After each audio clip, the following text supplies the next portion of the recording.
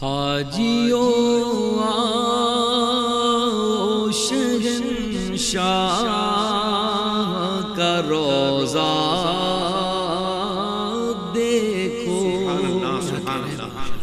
حاجیوں آؤ شہنشاہ کا روضہ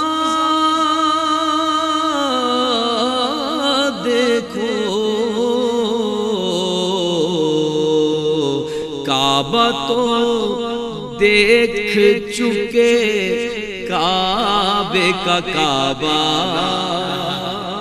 دیکھو، کعبہ تو دیکھ چکے، کعبے کا کعبہ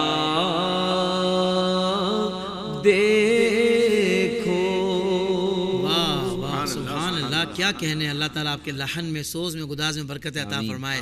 سیدی اعلیٰ حضرت کے شعر میں مولانا غلام حسن قادری صاحب کیا شرح بیان کر رہے ہیں، مفہوم کیا بیان کر رہے ہیں؟ مفہوم یہ ہے کہ اے حجاج کرام، خوش نصیب ہو کہ تمہیں حج کی سعادت نصیب ہوئی ہے، تم نے بیت اللہ شریف کے انوار و تجلیات کو اپنے دامن میں سمیٹا ہے۔ اب میری بات سنو، چلو چلو سوئے طیبہ چلو، اس شہنشاہ ہر دو عالم کی بارگاہ میں چلو کہ جس نے کعبے کو صنم خانے سے بیت اللہ اور قبلہ بنا دیا۔ اگر یہ کعبہ ہے، اور یقیناً کعبہ ہے، تو مدینے کا تاجدار تو کعبے کا بھی کعبہ ہے۔ اگر کعبے کا حج کرنے کا حکم ہے اور اس سے گناہوں کی بخشش ہوتی ہے، اللہ اکبر، حاجی گناہوں سے پاک صاف ہو جاتا ہے، تو جب وہ حاجی نبی پاک صاحب الاولاق صلی اللہ علیہ وآلہ وسلم کی بارگاہ میں حاضر ہوتا ہے، تو حضور کا فرمان اس کے ذہن میں ہونا چاہیے کہ من زارہ قبری وجبت لہ شفاعتی، کہ جس نے میری قبر کی زیارت کی، میرے لیے اس کی شفاعت واجب ہے۔ بڑے کریم ہیں آقا کہ اپنے روضے کی زیارت بھی کروا رہے ہیں اور شفاعت کی خوشخبری بھی دے رہے ہیں۔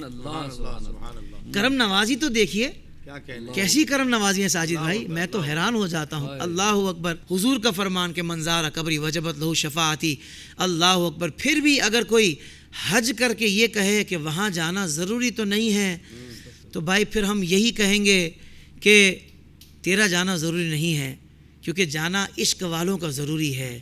عشق والے جب عشق کے ساتھ اور ادب کے ساتھ جائیں گے نا تو فائدہ انہی کو ہوگا۔ اگر کوئی بے ادب بن کر جائے گا تو پھر اس کا جانا، نہ جانا اس کا ضروری ہے، اس سے پہلے کہ وہ بے ادب سے با ادب بن جائے ہیں۔ اب با ادب بن گیا ہے تو پھر اس کا بھی جانا ضروری ہے۔ زندگی کے تمام شعبوں میں دینی رہنمائی حاصل کرنے اور آخرت کو بہتر کرنے کے لیے ہمارے YouTube channel Islamic digital studio کو سبسکرائب کر لیں اور بیل آئیکن بھی پریس کر لیں۔ قرآن سے بھی ملاتا ہے ہمارا